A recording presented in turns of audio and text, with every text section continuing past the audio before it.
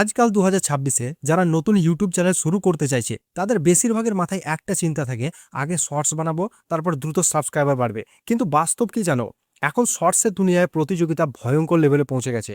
হাজার হাজার নতুন ক্রিয়েটর প্রতিদিন শর্ট আপলোড করছে, তবুও অনেকের ভিউ ১০০ থেকে ২০০ ভিউ আটকে যাচ্ছে। কারণ কারো ৫০০ ভিউ, আবার কারো ভিডিওতে কোনো প্রায় ভিউই আসে না। কেন এমন হচ্ছে?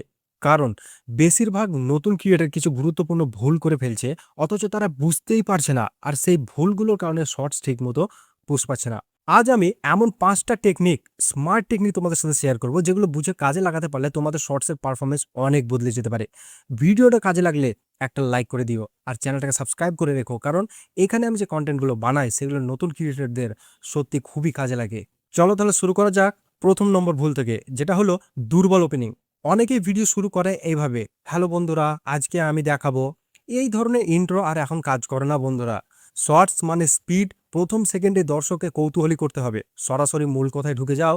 আর একটা বিষয়, ভিডিওর মধ্যে যদি কোথাও অপ্রয়োজনীয় বিরতি থেমে থাকে সেটা বন্ধ করে দাও, মানে স্লো অংশ থাকে সেটা কেটে দাও। কারণ শর্টসে মানুষ অপেক্ষা করে না, সামান্য বোরিং লাগলেই তোমার স্ক্রল করে দেবে ভিডিওটাকে। ভিডিওকে যত সম্ভব দ্রুত, টাইট এবং এনার্জেটিক করে রাখতে হবে তোমাকেই। তো ২ নম্বর ভুল হচ্ছে ট্রেন্ডিং অডিওর ভুল ব্যবহার। যদি তুমি ভয়েস ওভার বা ফেস ক্যাম শর্টস বানাও, তাহলে একটা ব্যালেন্স দরকার। ট্রেন্ডিং মিউজিক ব্যবহার করো, এটা ডিসকভারি বাড়াতে সাহায্য করে তোমার ভিডিওর মধ্যে। কিন্তু সমস্যা কোথায় জানো?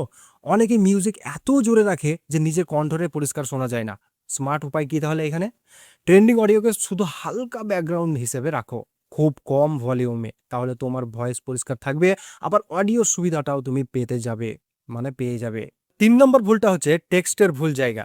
শর্টসের ক্যাপশন, টেক্সট, পপ আপ এলিমেন্টগুলো ভিডিওকে অনেক বেশি আকর্ষণীয় করে, কিন্তু অনেকেই একটা বড় ভুল করে। তারা এমন জায়গায় টেক্সট বসায় যেখানে ইউটিউবের লাইক, কমেন্ট, শেয়ার বাটন এসে ঢেকে দেয়। তাহলে ফলাফল কি হয়? দর্শক গুরুত্বপূর্ণ লেখা ঠিকমতো দেখতেই পায় না। তাই আপলোডের আগে শর্টসের ফরম্যাট ভালো করে দেখে নাও।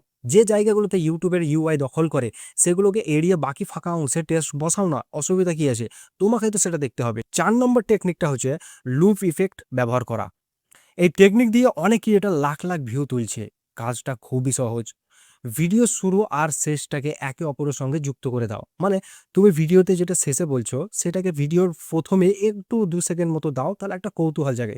ধরো ভিডিও শেষে তুমি শুধু বাই বললে মানুষ চলে যাবে, কিন্তু যদি তুমি এমনভাবে শেষ করো যাতে দর্শক আবার শুরু থেকে দেখতে বাধ্য হয়, তখন ভিডিওর কি হবে? ভিডিও রিভিউ হতে থাকে। এটাকেই বলা হয় লুপ স্টাইল স্টোরি টেলিং। তুমি চাইলে এআই বা চ্যাটজিপিটি দিয়ে স্ক্রিপ্ট লিখে দিতে পারো। শুধু বলবে লুপ স্টাইল শর্ট স্ক্রিপ্ট চাই, বাস চ্যাটজিপিটি তোমাকে তোমার স্ক্রিপ্টটা তোমার সামনে দিয়ে দিবে। ৫ নম্বর টেকনিকটা কি হলো? শক্তিশালী সিটিএ। শর্টসে কমেন্ট অনেক বড় ফ্যাক্টর, কারণ ভিডিও ছোট হয়। যখন কেউ কমেন্ট লিখছে বা অন্যদের কমেন্ট পড়ছে, তখন অনেক সময় ভিডিওটা আবার প্লে হয়ে যায়। এতে কি বাড়ে? Watch time plus engagement. তাই ভিডিওর শেষে এমন প্রশ্ন বা সিটিএ দাও যাতে দর্শক কিছু লিখতে বাধ্য হয়। যেমন তোমার মতে কোন টিপসটা সবচেয়ে বেশি কাজে লাগবে, অথবা তুমি কি এই ভুলগুলোর মধ্যে কোনটা করেছো? যেমন আমি শেষে তোমাদেরকে এই কথাগুলো বলবো, সেই রকম। এই ছোট কৌশল অনেক বড় একটা রেজাল্ট এনে দিতে পারে তোমার ভিডিওর মধ্যে। তো আজকের ৫টা ভুল স্মার্ট টেকনিক আমি এখানেই শেষ করলাম। এগুলো সঠিকভাবে ব্যবহার করতে পারলে তোমার শর্টসের পারফরমেন্স বড় পরিবর্তন আসতে পারে। এখনো বলবো, তুমি শর্টস বানানোর সময় কোন ভুলটা সবচেয়ে বেশি করো?